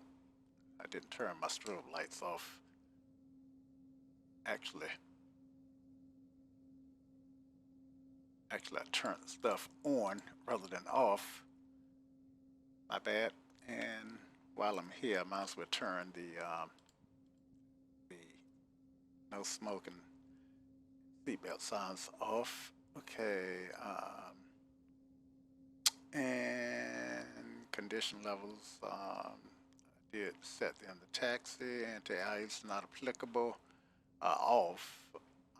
Flaps. I did do the cleanup. Taxi lights, strobe lights.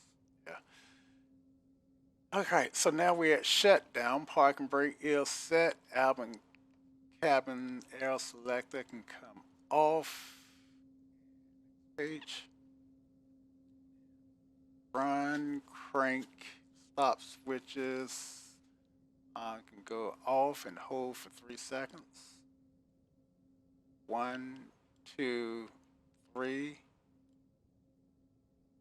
1, 2, 3. Inverter switch. Let's see if that stopped my props. Running. And I can tell by the um, the RPMs. All right. 1, 2, 3, 4, 5, 6. All right. Let's look at this again. All right.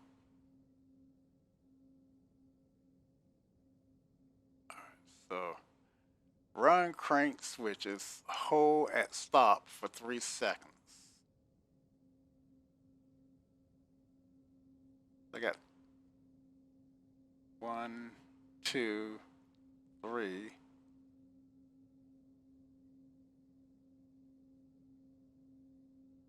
Still got RPMs.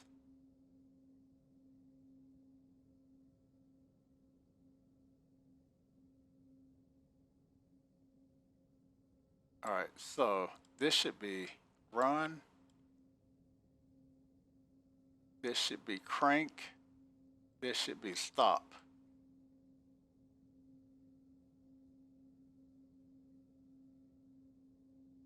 All right, inverter. Keep going. Inverter can go to standby and and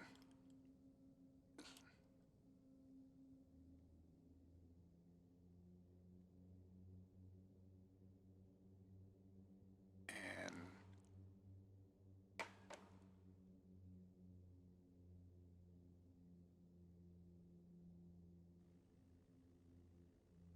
well, maybe I need to unfeather. No, that trying to that's crank and that's run. That's crank and that should be stop. All right, so there's another way to stop this engine, and that is to press the fire button. And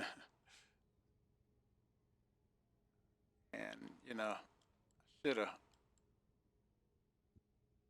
went through the whole thing, but anyway. All right, so my beacon lights are still on. Okay, so next page.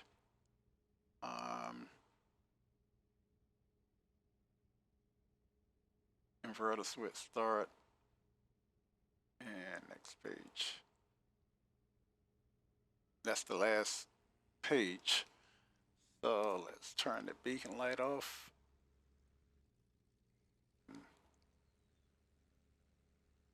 Let's turn the avionics off. And let's turn the generators off. None of this is mentioned in the turn the key off. All right, so and let's put some chocks on it. All right.